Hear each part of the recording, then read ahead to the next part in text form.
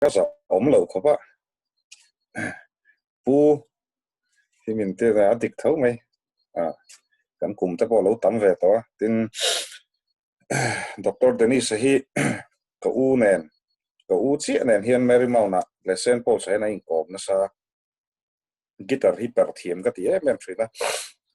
94 95 nu khan kanin mule to lo shrim shima he rong bol na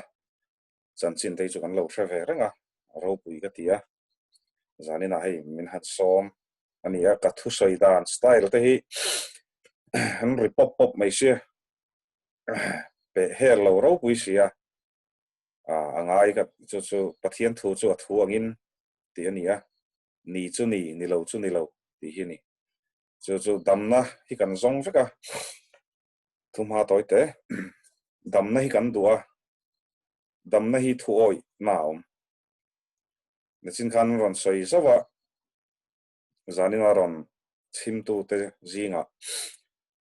depression nei te kan oma anxiety nei te kan oma zu wanga boi te po kan omang tamang kan boi na hi I thu oi na ni chu damna dik ani thu oi na hian keima ni a tharau thiang hlim hi asale chu I thu dik ani thu oi na tel lovin pathia na ti lop theilo thu dik ani chu tharau mi ani theilo entirnan dot soi shrap dot soi rangin tharau thiang hlimin min chen chila ti theilo mi dot a hek rangin mi soi cherangin mi rel rangin tharau mi ani theilo pathia na ti lom theilo chu ta kan shravek pathian thu hi nge chu kan hriat chi na nga ya kan han genesis atanga thu puan kan siar chuan thu oi na vek ani thu oi na in nama na dama kan hria phar abrahamania thu oi na wangin hei nam pahni ro pui takan suak lo arab mi le nge Israel kan thu oi na in ani la li su po cross a thi ni kan thu oi na in mo sia po thu oi na hlir ani thuan oi lo zewa kadesh rama khan kanan rama mu thei lo pha ti kha kan huwa so wa chuan I thuron soi tum le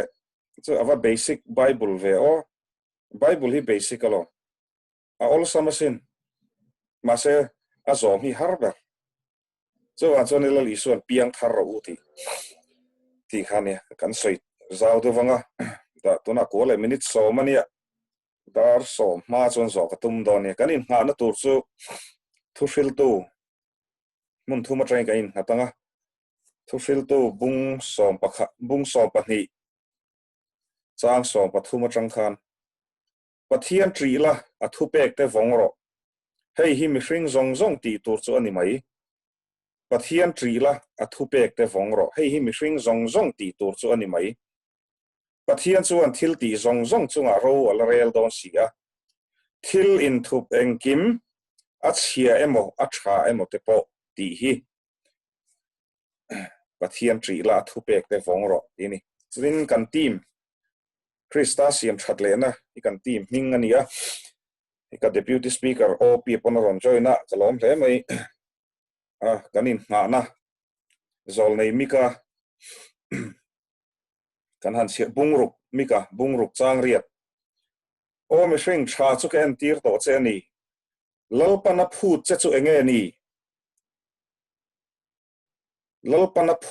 enge ni dik takati le khongai na ngai nat le I pathian ne na thun huai rol takalen dum ani lovem ni dik takati pathian ne na thu chu ti ani atin chanchin tha luka ziak lal I so tong kam nge bung som pakhat chang som ni pariata ani ro chuan ani nima sela pathian thu hria zom te hi mi ham tha an ni zo ke pathian thu hria zom te hi mi ham tha an ni zo ke thu thiang lim karon siar solar pan kan savai tan mal min som sak se chu at nisina ka thu ron soi tong khan thu ma toi te ka ron i soi tong khan teng tin nge pathian mal som na hi kan soi na sa thina a khongai na mangai na kan soi na sa thina ma se nang ma khalowin en la pathian khi ka ti lo mem ti he ni chu a phut chu a zol nei mi kan he na tanga kan hriat thei da na chuan dik taka thil ti atini dik taka le thun huai rol taka ma ne na len dun chun atira ka ros chu pathian kan ti lom thei dan chu a thu kan oi na hian ni tharau mi in ti pakhat phei chu ka hre chianga ka va soi chian ni lova example ka pe ni phone a kan in counseling a chuna po kan in bia ka soi chuak don se ni ka tia poi lo ra ka tia man lai thil ani chu an ina han len te po khan trong trai na mang mai kan hodonin min trong trai sak mai ma se sum lama alo dikvak lo khami wa khan ator phani chu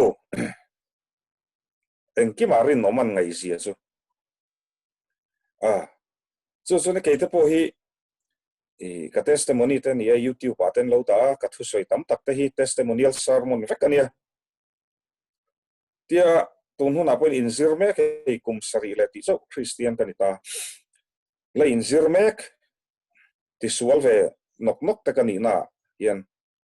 so wa chon ka soi thei chu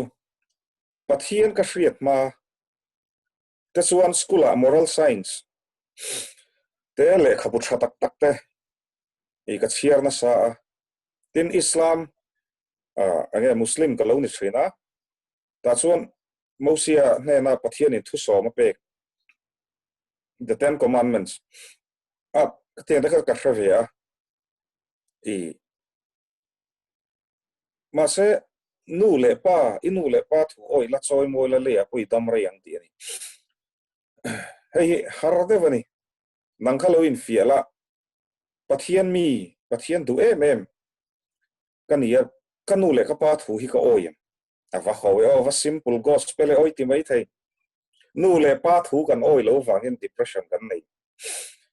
nu le pa thu kan oi lo wangin anxiety te kan nei adikang mani thiam lo na mi lo wangin antenan child abuse no pan laya lo khoi chiat ten chung te ka soi lo vania chung te po chuin lo omani chuan lo li suan ne na dam thei 99.9% hi kan chunga thil thalo thleng kan thu oi lo wang ani thu dikani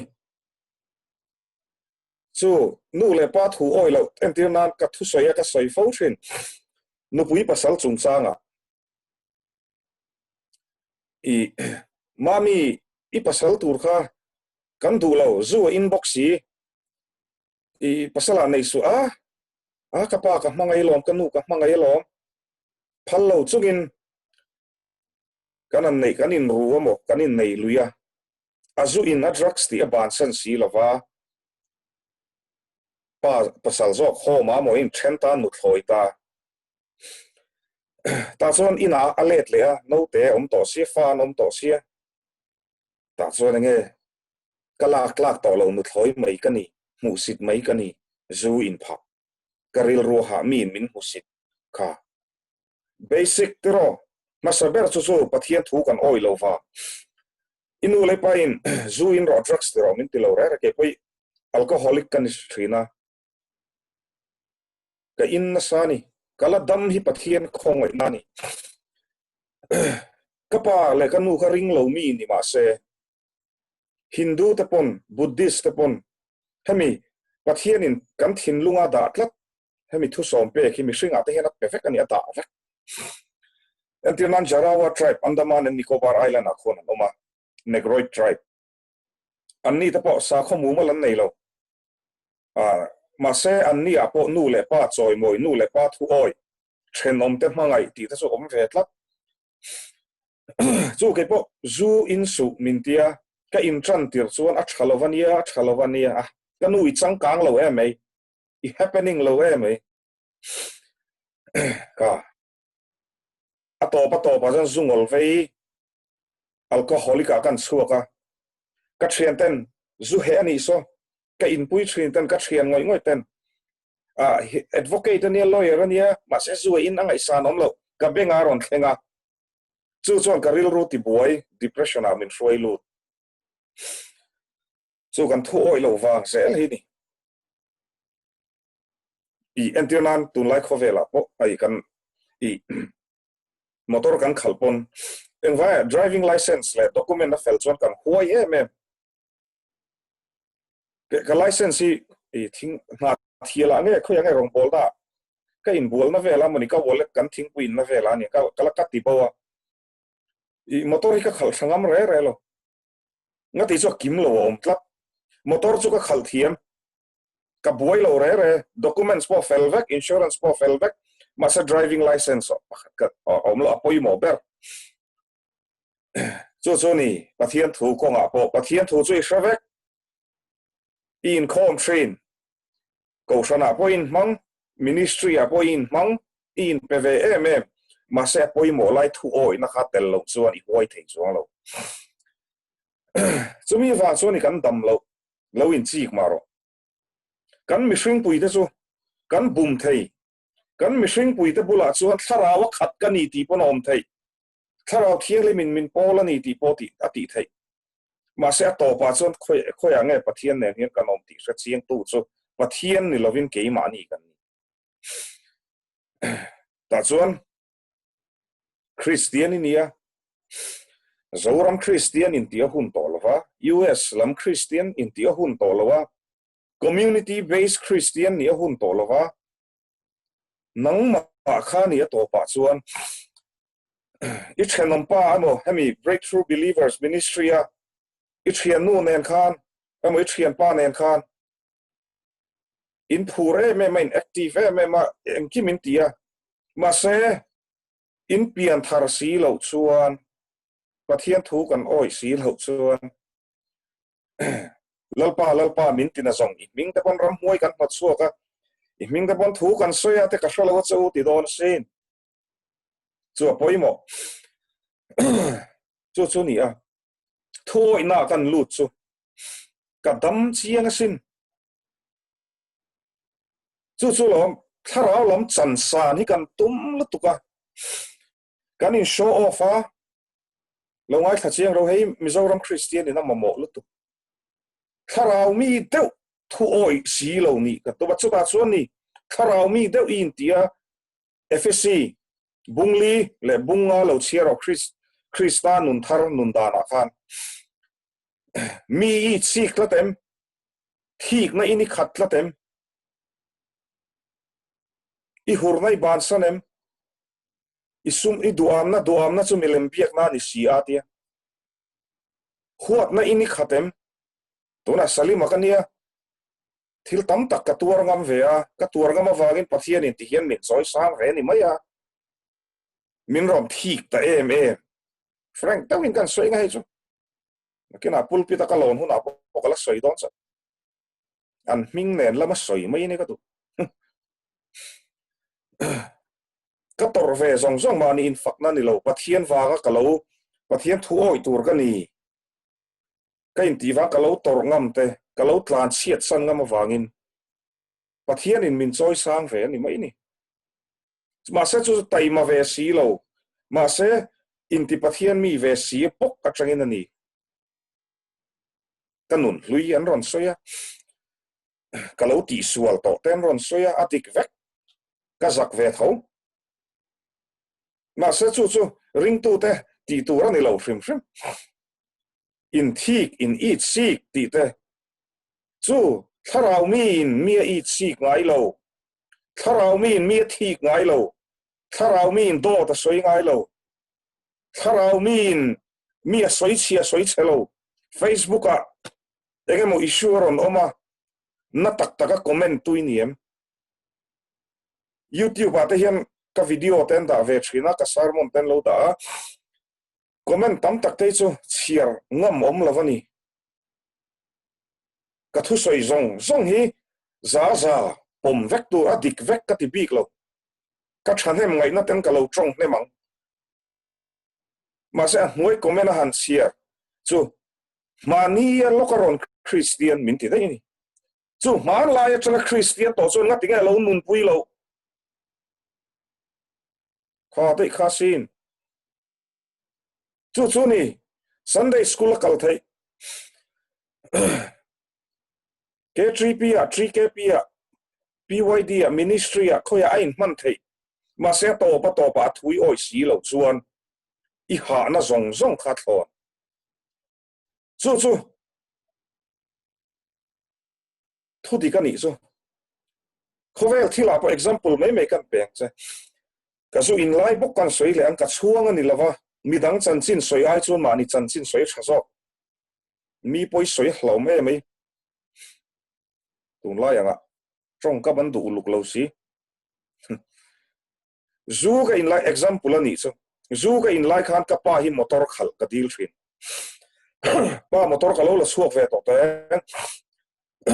thian ta zong motor an ya ke ti hian kombi ka ta I khal lawang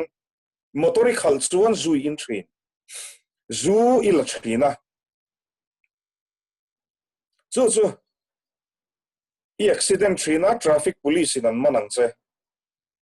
loka pai ta nga ti asoi zong kha tik vek ma se ka pian thar mu in hun rei tak min fia ka pa in kanu in ka unau ten ka pian thar mu pon ba sa te kala leng chok in country taxi in ti mi tinga te po ka thian te I leng tur an bike nuwa te ka chuang chok a ma se salima hi kanu le ka paril ruwa ati to lo tak ani hin ti nu chuan du to huna motor ka khal suak thei ni an thu ka oi ve to tla wa khan zandar ko po ni se kanu ka thete na kal lok ka nga ya ka rei lawang ka te o mangro ti ni mai chu pathian thu po ni tho amal som na kan soi athu oi lo hian amal som na don thei lo ni min khongai ema misual ber bible na tia misual ber te chuwa po ruwa sur tira te khu central jail atang kan ti te po misual kan ti te po tual that te mi pong sual te po jail kan khung mishing danangin I jail anom ma se pathian in a khongai em tho cho pereng tho chu I tui in tura pe tho in bual na tura pe tho kor hak tura pe sin tura pe tho kha dei kha sin chu wa chuan la li suan ne danglam ngam kan ni tura ni danglam ngam ti hian athu oi mai ani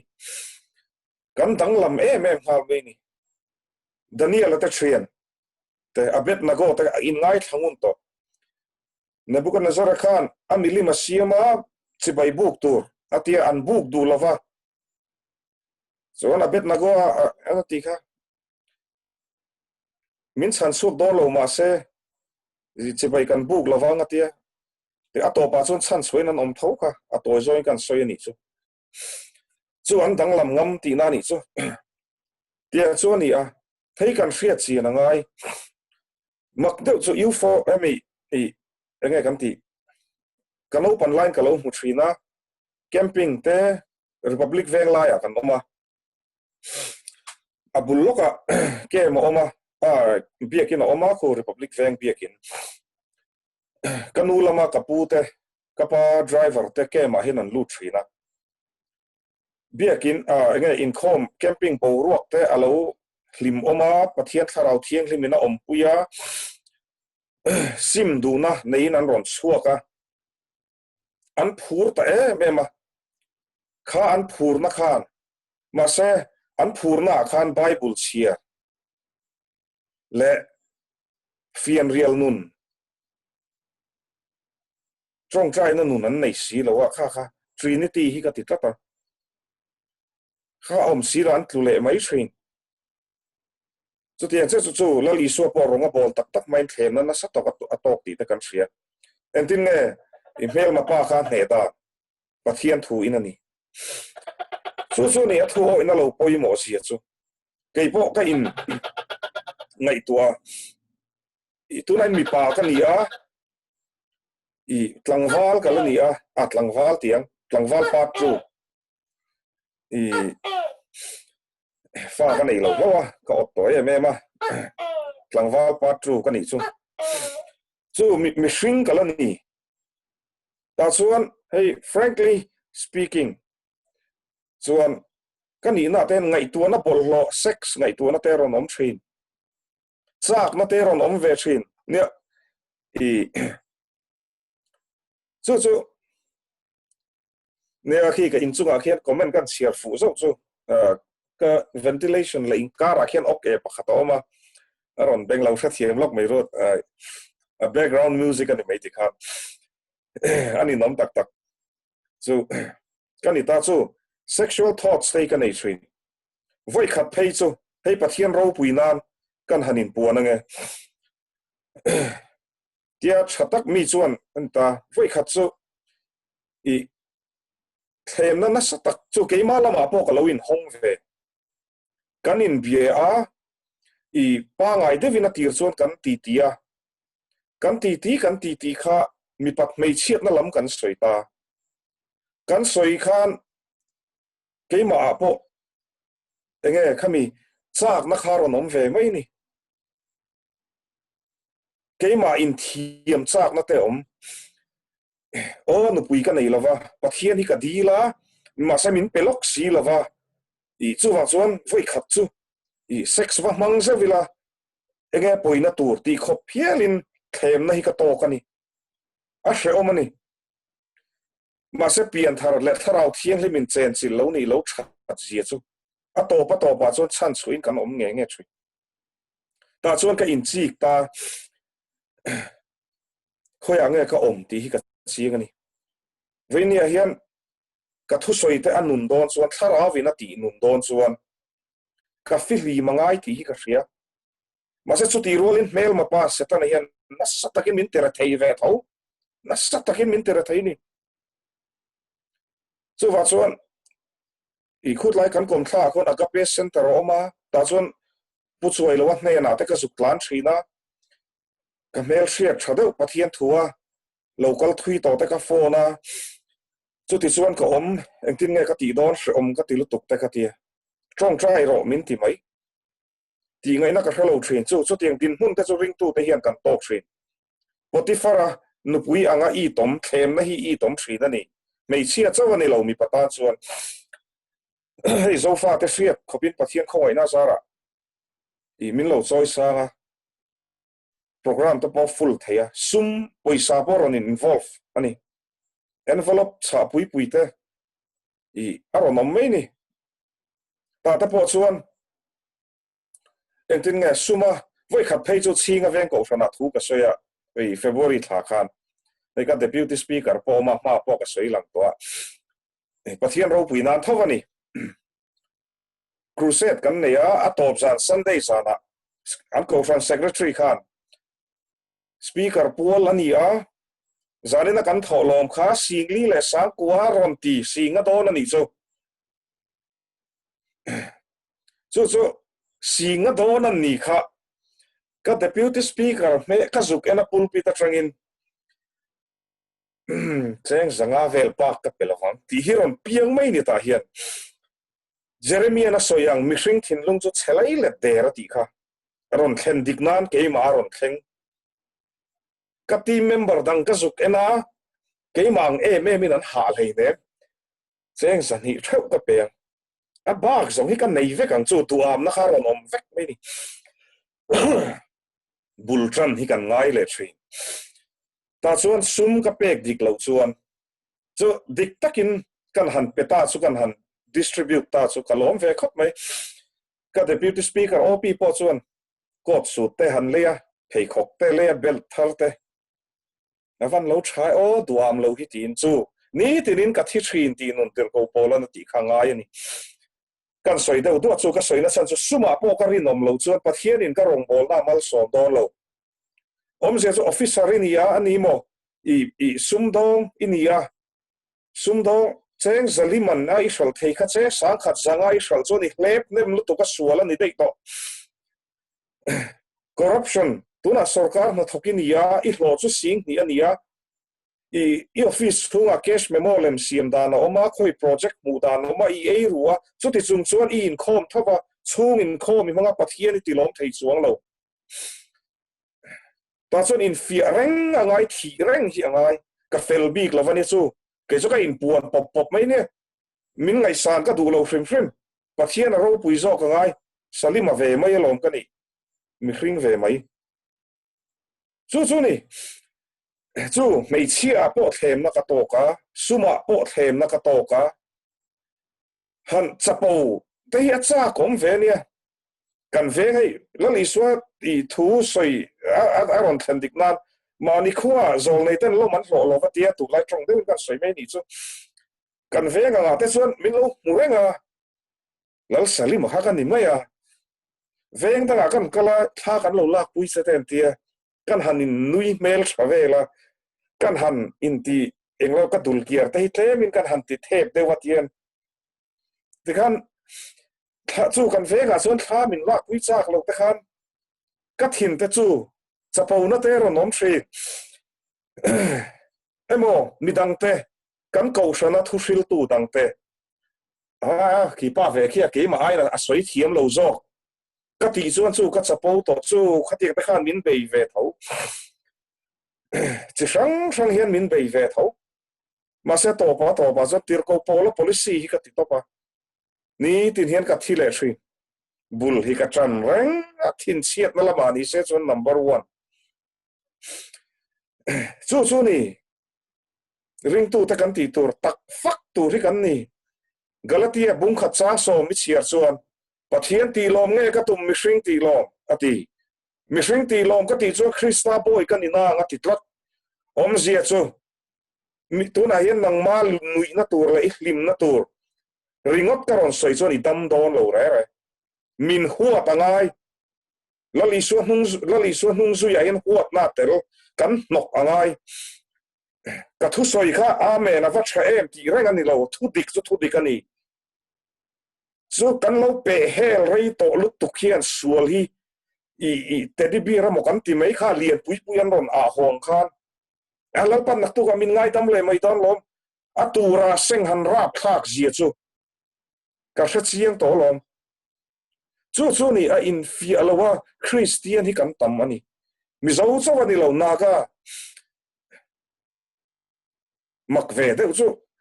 kan na ka thian pa kan ni ve kem karal shalowa 98 kumba ka kal le mi lo na ka le ni salimatia oi katia zuinin ronkal rona ka le na chuan I christian thataki ni thawang secret han zute I an mudave kang che ti ai letling thokani chu katia ke bo christian kan I ma chuan christian te nuna chuan I zu sex le corruption si sual ani hi le hi ka lo ti bible kan zirta chu ke ai hra tak inom kan zirta chu ka ti chuan ka thiam ve to pathian chan puina dilin le midang te pastor te ke chu tharau lama ka u te ho te ne na changa ti kan hanin zir tir tem kan chu a phe na ron piang hi tam e malo chu thu hi har ani atik dam hi a har ani atik zari na hin ron thlir tu te singa I thil pakhat kan soile lo I pathian lom te har te woni kan pian thar hi angai chumi nu ani dam na kan mu chu sim na tel pian thar na ni chu en tir na zani na hin ron en tu zinga mo in u nau pa mo in u nau nu I nge kan ti mani an pui du tla kan omem inomem tu na khan mi pa inia mi pa du tla chi mei chia inia mei chia du tla chi inu chu la changai ron chu atangin I ron pian puyan a thende so in siam chop te ponom hemi lgbt issue hi ka al chu puya wangian tu ril ruma tinat katum lawa dam na thuron soi katumani an lo min unau nu te in thriate lali so kristane na dam thei sia chu eten huan bo chiat na khara thak emalo ke boy dik tak te chuan salimani hi ka chak leine I zoram piang at ni te ka chak ve lo mel han zo khate da khan kanina hian kalom hol lo shin kapam I Kashmiri Assamese ania kanu mizo ania mase kapa namma ka kalangaya vai kaniangaya kain accept thei thot lo shromi ka ti shin ngati ngai pathian hian ti hian min sia zu ka in ta khan excuse ka zong sala kan ti ka chong kam kha ei min lo eng lo ula kan tinon le ka ti dan thina ni sala ka ti pathian hi affair lo pathian hi affair lo ka ti ni ma se lo li su kan muta chu ko shana ta kan lu ta baptisma ta ka changa eng tin nge min lo ti tam don le mi identity issue hi o mi zo min ti box si lova vaira ma kan zukala chingki min lo ti ve khang lam box si mi zo ra ma ka ron ho vai min lo ti box si ka tan chu nom ngai nei om lo ra re thu di ka ni chu ma se lo li su kan nei ta chu ka pian thara cha kum thum na ma se sangati ya ka in phang ta min ron ko ta mystery ho ma te gurkhali bong te sem ma te hindi chongin duang to kin pathian thu ka thiamang to kin ka soi thea ka kalve zela ti khan I addiction center di addiction center te ei tuna chuan ko shana te pathian in min shoi luta ei tuna ministry te mizo chongin pai ei lovin nang ni ai pon ka thiam mei the ni a ho zo than pu ya kan ni ve thawa chu a chuan kan ngai tua zan kha chu biakin atang ka ho pathian hi van tha o pathian hi a tha ni vaya min mang thei boka mizowa min mang thei boka dumka min mang thei boka tuikuka min mang thei boka lalpa hing chu fucking omro se I hallelujah amen lok te ngo aro pu ya me kahan dam chiang em so thiam em chu tiang ka soi tum na chan chu I u nau pa khatianga lo oman om chuan mani an pui du zo an lo nei chuan gay lesbian te kan ti maya hemi thu hi lo shil ro pathian ina du dan taka siam ani phota lo piang thar se to kani mai sim na telin mi pa wa du na te chu nei reng thawang ma se la li suwa awangin mi pa ka nia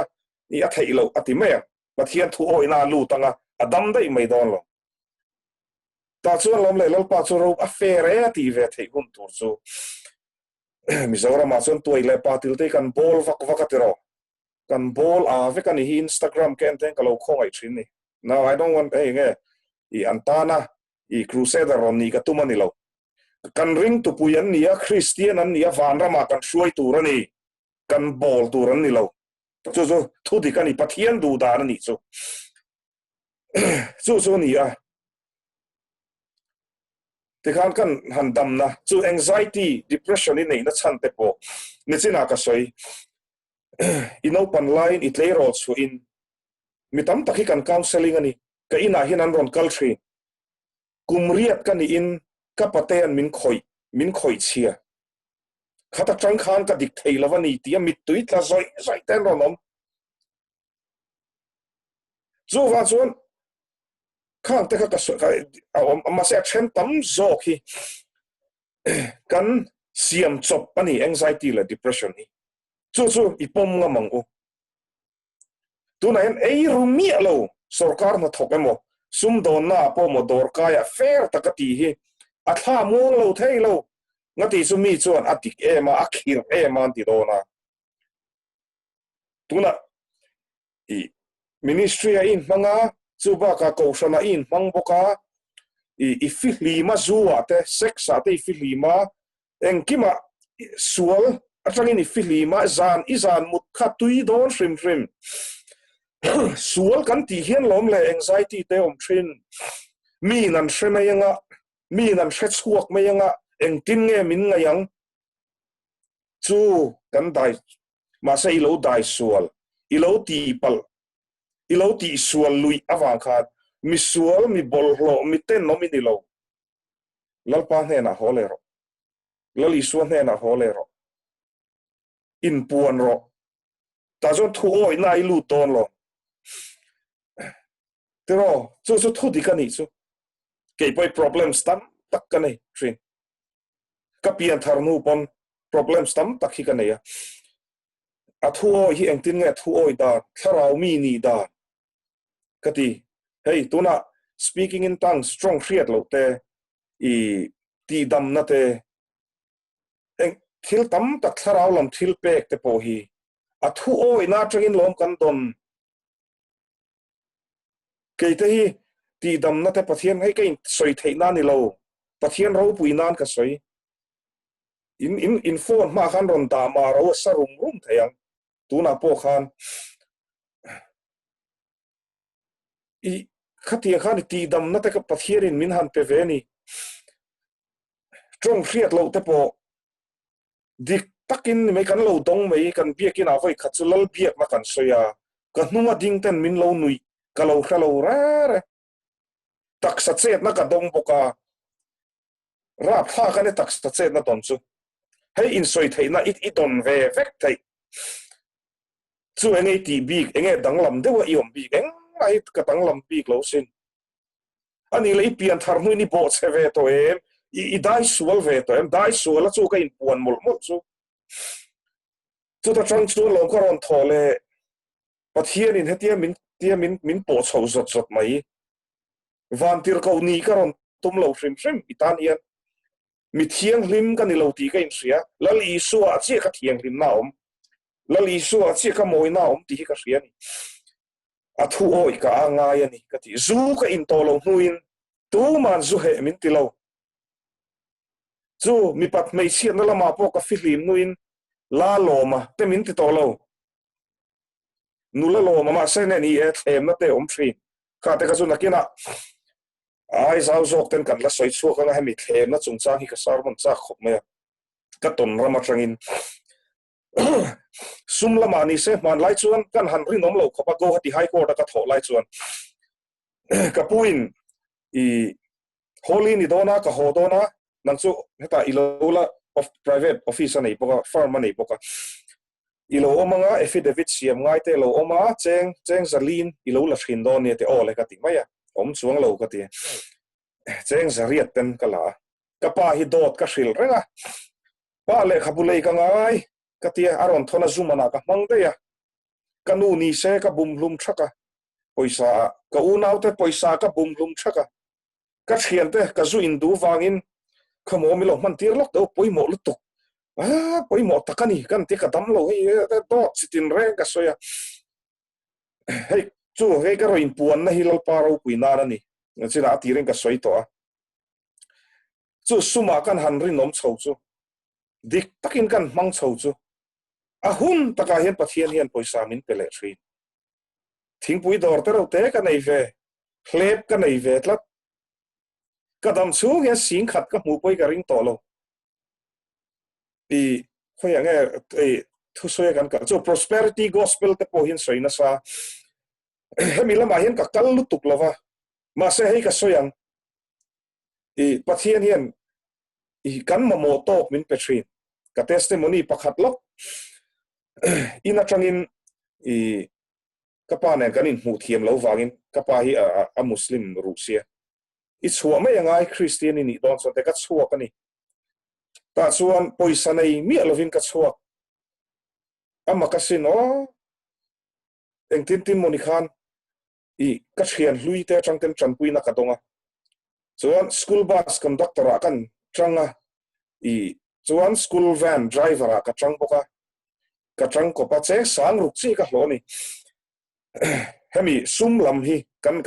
pathian ne hian pathian hi sum petu ringot te kan lo nga yang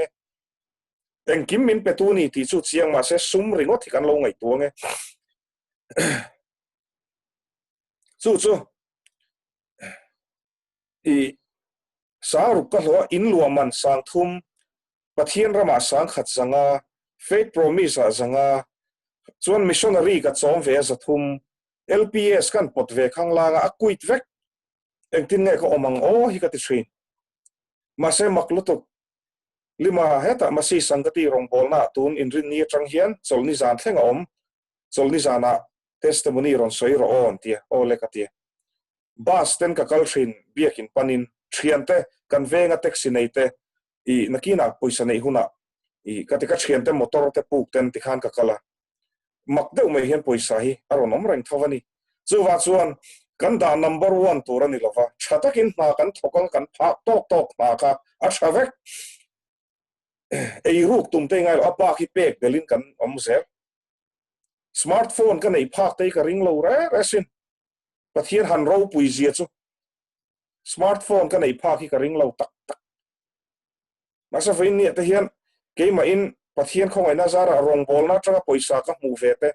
ka mi khong ai na tanga cheng zang ni ka mu ve te khol bo ma hian ka ta chu ta chang chuan ka lei ve mi ang chuan a thami lo masa ka lom ve em thoni kha khatiak te a hun ta ka thil bin petrin chu tiang ta chuan ni a sum lama han dik pon ta chuan le ani le heng zong zo ke chu ka filim sual na ka nei lo wi ron tiem Johana lekha thon pakhat na kan siarte sual ka nei lo ka ti chuan thima kan omani ti mani le mani in bum kan ni ti chu kan sual chu heng zuwa te lo filima poisa poirin noma mei sia poi dika ma se thil danga heng chu hi sual ani leine ne china kan soi fc ka lo ke ula ka ti kha mi soi chiat lak te mi thik lak te khuat lak te ngei om taka om khum na te trong khum na te khang zong te kha sual vekalom a in ziak vekalom krista chuan lali su kan nei nu kan ban san tur chu do tin shilton su ti te do ta mi hek te khatiang te kai chi ka ni chuan zuwa filim mala chu uire su ti tu in tu la tha si le chuan a titlat uire mi lo ma se tu li tha ka chuan chu if ikal na tur chu kha khani thau vani chu wa chuan hei ka ti train hei ka top trap pe te ngi dai ri ka maintain na so lai so ka englo vani ngor ka tilang lo me ka mobile stand hits he me te ka ziak train hei ka soi ji ka thu soi na hian ka dam chungin pathian na rong bol min phal sak chung chuan hei ka soi ji adon ta so ti hian ka thu train bible study ka nai hian entirnan ne china ka soi enge siam that ngai te ka ziak mai chu chu trong chai na ne ka tum thrin thin siat na te po mi te ka thik ve thrin ka pian thar mu pon ti khan I ashaloni mi thik hi chu ta chun lalpa mi ka thik so pa so ke ain I mang sia program te nga sia te ka ti khatiang kha chu he ma se ka ta han dam na nu ka ron chang thrin om zia chu pathian hne na hian ka in puan thrin lal davida po nga tinge pathian mi ta ro pui em kan ti chuan betsebi ne na uire na te kha pakhat ma phatatum lo frim atura seng tur zong kha pom ngam vek atopa pathian in karil ru ang pumi ti ni sam pakhat na changa to theka kan han siar chon a in puan na ni ngai dama dil na ni chu te khop chon pathian a hian kan in puan angai kan thian te bula kan in puana ui athuruk min sila kalo I lo ka sil ve tu ma sil ru su o ka te sil lawang min ring ro pathian mingin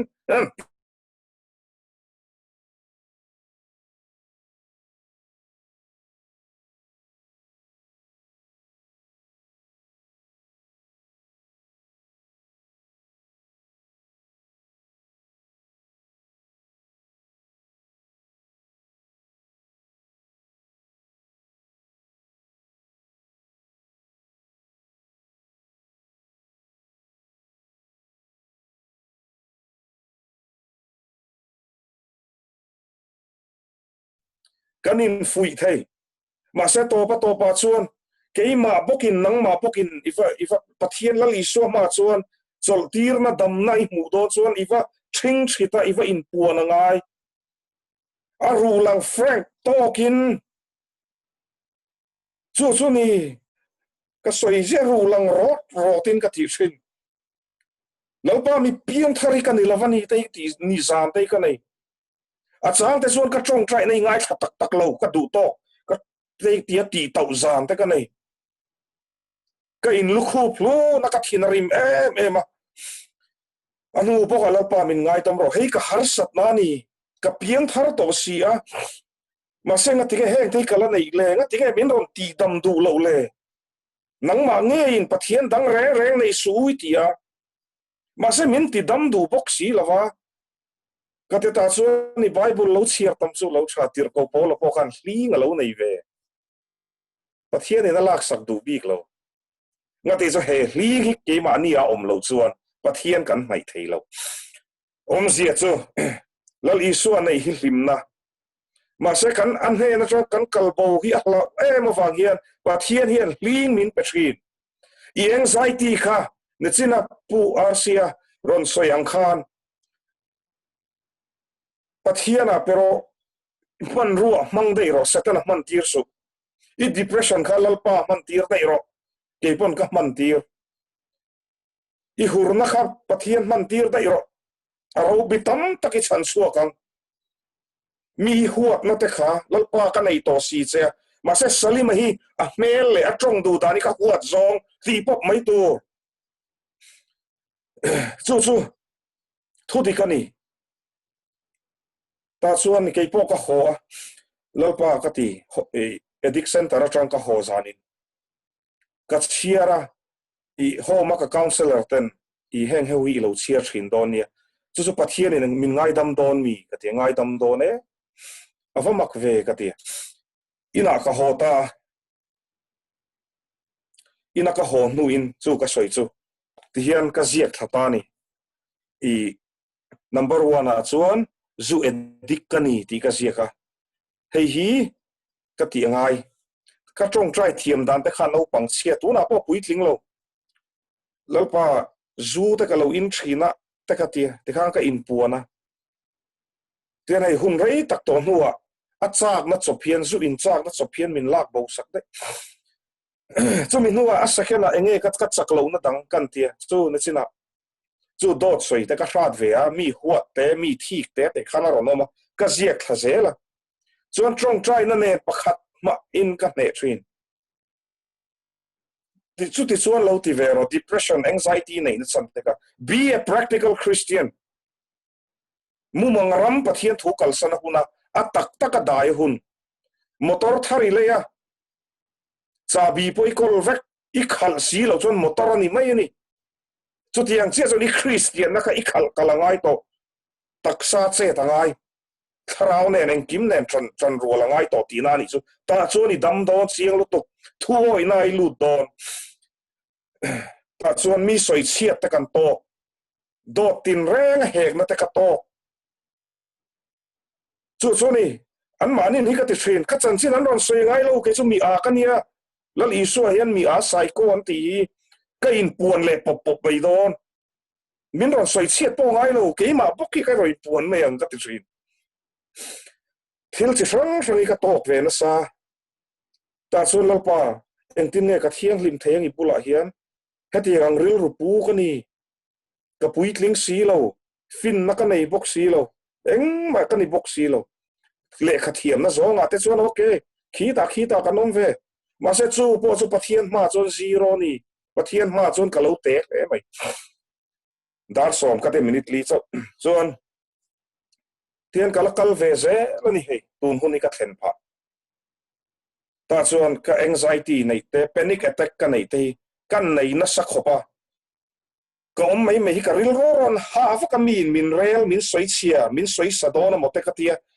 kholai aten lo ten lo ula ka in kom luak por mai ni hre om lu tukhi zan ka mu thei lo thin ka tra hi chuak ve thin ma sele pathian ka han fi ani lova khoi takin i ro pui zia ka soi don lo ka thiamang tokin min ti dam ro kan ti topa wene ka lim ka nui hua reng ril ru ha na turi tam atam khop mai han beidon chang te poka nei ka thit dei rim tur tiang te khani ma selal pan ma na po min ti dam to tu na po min ti dam do na ni athu ko oi chung chuan ti chu kan mamo chu i mamo ani lo chon mi dang te soi chereng in nu ni mang zo mai ang so pa ve so intiko ran mi si engma ni mang si lo ti renga din nang ma in muom bok si lo inara bong bong ami ka inar analo abong inara bong abong zia ti me kala thu de o thil dang ti me imit kal zia nang mani mu lo chuan ti me nar bong kha ka soi du so mani mel sia na kan mu si lo chuan midang te mel sia kan ti reng mai ni ta chuan lal chu pathian ni nge phu dik taka om chu mani in en fia ngai lo nui lo la nar bong bong ka thuk dik lo do na mani ngu ma khak ti dei me tlan seva tang ma chu kan mel sia zia kan pom hian mi ai kan thalo ti kan pom nga mangai kan in ta chuan ni pathian in a thuruk te min hril thin pathian in a thuruk te a tharau lam thil te hi mi in ngai tloma mi chapo lova pe thri thuru ka hril thin chu ni thudik chu ta chuan lo i mel sia zia ka lo pom vero ani lo chuan midang i tireng me kan diklo na kan mu tial her katling lo ani ti a derpo na ti thai pulpita po din thai lo ke kalo in buat sei lo wa ka usan shoi tu ten thu sei turin min han ti ve ke mitlom ke engma sei thiam lo ti ringot khan dik thai lo re dik tak ti di zol nei mi ka hne na chon dik tak in tlom ro lal pa tin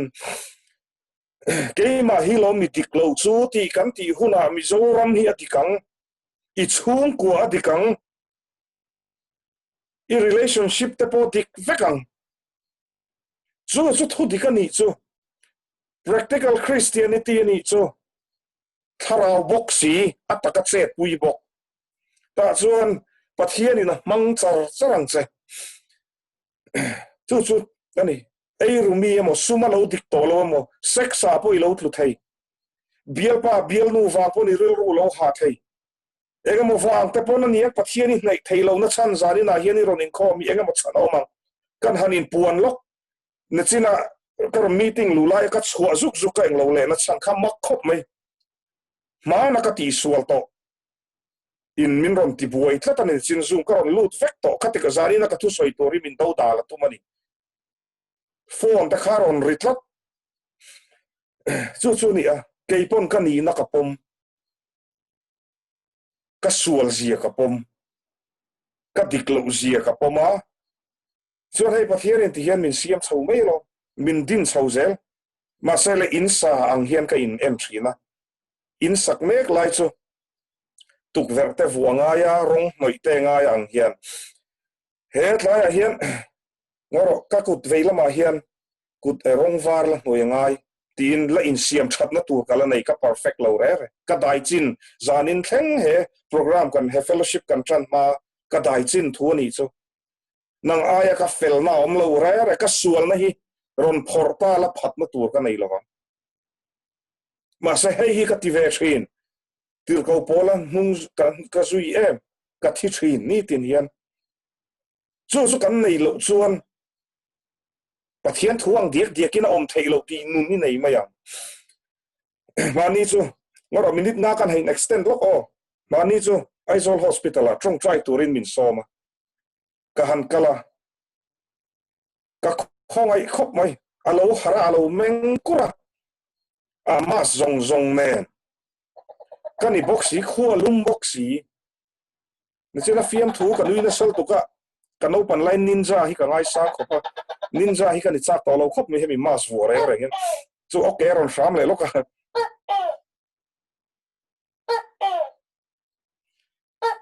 du to ro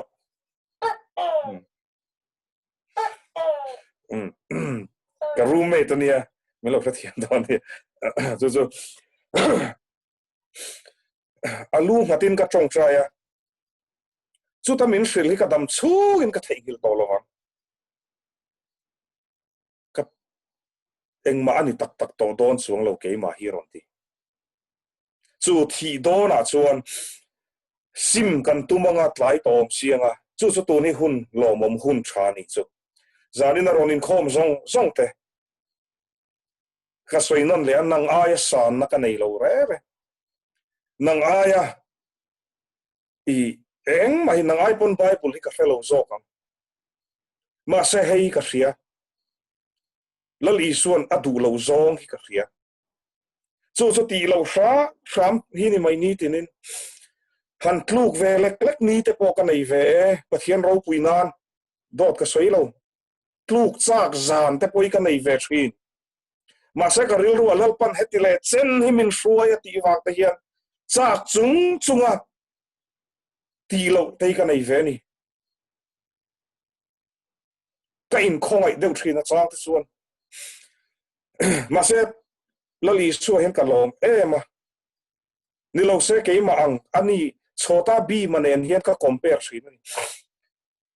ka nui hi ti zatlak lali soi ma lai chuan Christian ka pian thar ma chuan ta chuan takna nun alo ma mo ta chuan takna inayem ti lo in zo tro chan ina takna inai thei dan chu in nui lo muk ani lo re in lak serious muk ani lo re necktie suit ne na o lo li su ka nei ta mo come on ti kamin nun kha ni lo re nang ma lo li su om to chuan mi nan ron chat ne chu enganga i ngai ne po ni se lo li su nei tu te engang pon ti mala amak lu tu a hriat chat thei mi hringa tang chuan ti ka soi acting a thei lo ma se le anei tu tik tak chuan hriat mai chu wa chuan nang po le engei har sat na ni china ka tiang khan lo ti ve chin te a tran pui chengem ka tiang in i problem kha pakhat in an ziak la voi le khata vai atam ngotang 1 2 point zanga po ni mai thein itan chuan man mo lo la dam na ko nga chuan ka ti mai kong an siam hi ka entry mizoram chuan siam kha te ma an ron siam chun hi chuan ka lo thlir ngoi thin a siam chung hi arei ve ni kan veng chol huna tanga vai vakon an black metal chung hi arei ani huna ngai thin ni khata an zo lo re ma se apan mo achai mo an black metal theng thak thakhat don kan ha nu chuan kong nuam taka kan tlan ve par ta khatiang che khan idam hun chung po areyang ma se do theina ne ni ti chuan I trong try tlat chuan I problem zong anxiety I depression I nei na chan te khanang mai next step ro panic attack I nei na chan te kha zui in na chan te thil zong te thil chalo zong I ti na chan kha nang mai next step ngam ro keima ti suala ni ti ngam ro ta chuan in pathian ma kunin lalpa karon hoe ti in kati sual hi ni pero point 1 I har sat na lian perkha I trong trai pui ngata chuan tharau thiang hlimina pui don chelom I hriat lo chung I dam don I hriat lo chung I tharau mi don tunge tharau mi tunge spiritual pathian thu oi te hin ni chu ti ka ni chu wa chuan kei po hi ti hian ka ti ve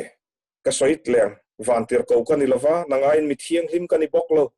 ma se enge molai hi pathian ina du ve ni ang min man ve tla ka in chuang lo re selep lo mi ni to te min tia selep ka ni na ka lo re telen pakhat ma ka nei lo zai ro tiula ka chu ti hlau lam ro tiula thei bok si lo I article ron ziak ve ro tiula ka thiam bok si lo fai fu ro tiula ka thiam bok si lo thiam a loi hi ka nei lo telen reng Salim's got no talent tiang do tak yang ka in pom ngamani so tiang ko chuan ka in pha niam po ni lovin I unau zinga ka kanu le ka pahen min duat sual lu tuka khemi wang hi ne engma na te ka sei lo re ne arsa le bong sa le ke sa chu ka siam thiam kha chu ka in chuang ve nang aya ka thatna lo ma se ka har satna ka buaina hi lal isua ka petri ta chuan anin min lo chin fel sak thina ti le ka tum to lo thin ka sim thin chuan ta chuan lo pathiam mal som na kan pu ti ve ro chu ti ve mo ro beidong lovin tin Christian ni Bible cheer fian real nun sap trogin quite time kan ti mi quite time sap trong te ka thiam lo chuan ko sana in man so mi pia lama hey ministry te in ne in tharau in ti chak to na kalom khop mai alom om zuruya leng ko la khemai mai ai chuan hey ba khi om lo re ni pathian na mal som ze lagi ministry po ta chuan i hemi pali inu nai ti tlat chuan itlungai lawang peter le khathona khan ti tai mak chuaro in tlungai lawang ati thlem na na satakronom ma se lalpan korina kan mu tlan chuana min petrin ke po min petrin chuwa chuan korthar ka nei te hian atop na korthar ka nei te hian phei khok thar ka nei te hian pathian ne na hian ka hril thin no pangchiangin kalom ziate lalpa hei thenzola khan thu ka vasoya thenzola tagin sumo in hei kami san ron thona arong hi chu ka du chi lova ma se kalom khop mai ka hang in khom le ve le te katia tia khan i thili ka hril thin ka har sat mai ka hril thin ka hlim na te ka hril thin zo wa zo ni pathian hi aza om ema aro pui ema choi moina ro pui na engkim ni kan petura ni chumi nuwa kan har sat na te hi hrecha ti hi ka hrechiang to ni C.S. Lewis ka chiara i na chung chang a hrecha i sum din mun a hrecha i bial pa bial no in pui pasal chan chin a hrecha i hlim na te hrecha chung ni thian ang chia na yani chu ka hrechiang to ni a thi na kharap thak ema anna om sianga ka ti thin ma se to pat khati khopara thak ka kan ta na thi si chu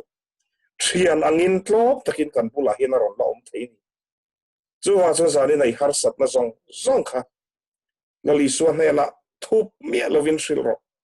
shil mol ro ngai dam te dil ta chuan ilal pa chelo ngak ro tlai ngai lo pathian an ti hi thu dikani aron tlai don lo lazara po khan tlai lo frim inuna ro puina ron thleng don danglam na ron thleng don na sat takin pathian in a khoi don se i hlim le don ka thu sai lalpan gan zawai tan mal mi sop sak se